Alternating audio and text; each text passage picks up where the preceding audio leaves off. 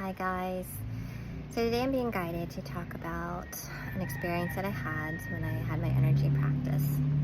And I was at an open house one day and I met this woman, and what I saw was a mask over her shoulders and she looked hunchback to me.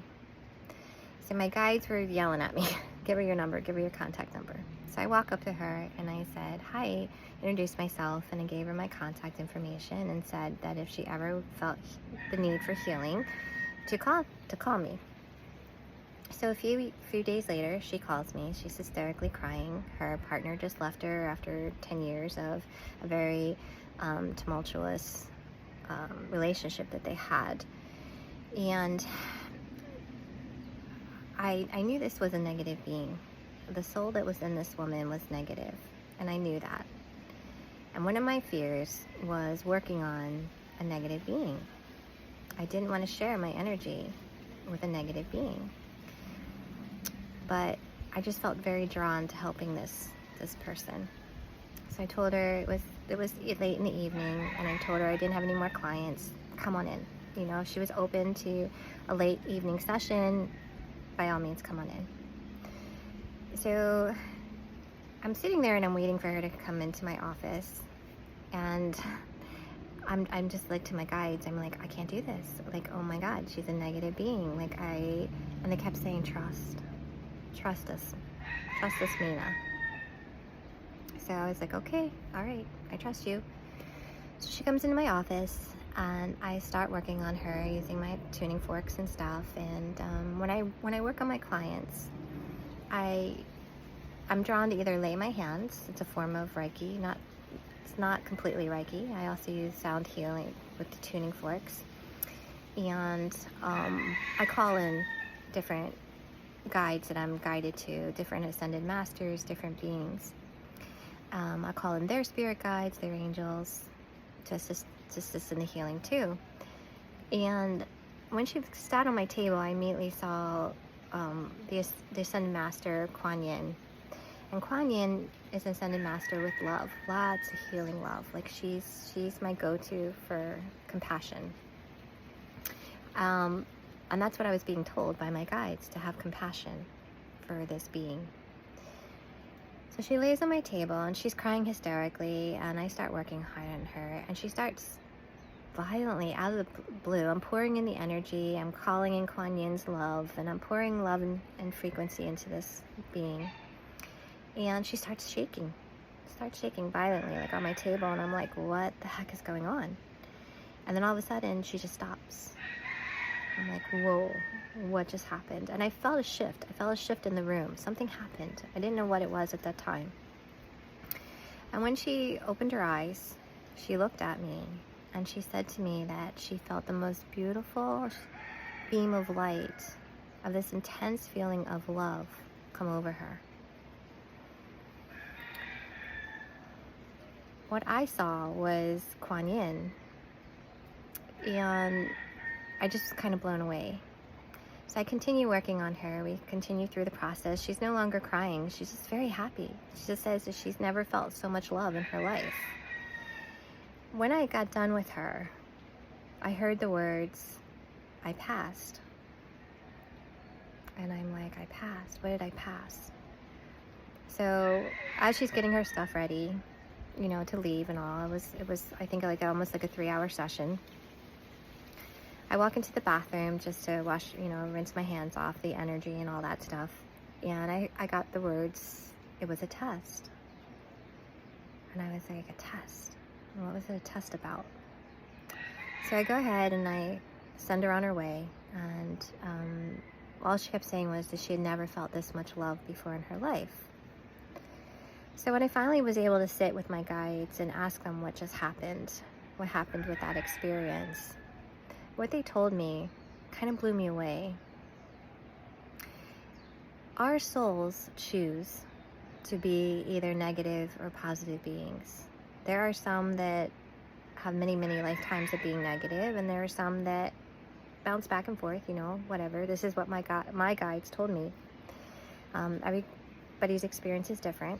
So, but this individual being, this being that was in her, this soul, had actually contracted many, many times to be a negative being. But in this lifetime, this being wanted to be positive, but it didn't know how to do it. It had been negative for so long, but it was struggling. It wanted to be positive. When she came into my office, by sending the love bombing her, essentially, with the frequency of love and energy, this being, what was holding this being back from being a positive being, left. And that was the violent shaking. That was the shaking of this being that was fighting, it was resisting. And then when she went limp, it's when the being surrendered. Surrendered is the word I'm hearing right now. It's the word I'm seeing. So this being surrendered. And then the love transformed it. So my mind was blown. I was like, oh my gosh, wow. Okay, all right. This was not every being is here to be negative. They can change. They're like us. They're going on their own journey. They're trying to figure this all out too. But through my love and compassion for this being, it changed this being. Not every being wants to be changed. Okay, I'm not saying that at all. But this one particular being, I contacted her a few days later, just make sure she was okay. And we went out to breakfast. And when I almost didn't even recognize her. When I met her at open house, she looked like she was maybe 5'6", when we went out to breakfast and I saw her, this girl's 6 foot. I couldn't believe how much weight this poor little being had, how much it was causing it so much grief, wanting to be positive, but contracting for negative, and didn't understand that it didn't have to be negative, that it could change that. But that was weighing so heavily on this little soul, on this being. I was blown away. I was so blown away. So, you may ask me what was the test. The test that I was going through, you'll find that you go through many tests, many lessons, but my guides wanted to see whether I was ready to. One of the biggest things we're here for is to have compassion for everyone, everything. Doesn't matter, light, dark. True love is having compassion for everything, everyone. And that was the test. I overcame my fear. I didn't want to work on a negative being. I didn't want to share my energy. But I knew that this being needed help. And regardless whether it was negative or even if it was positive, I still had to help it. And that's where that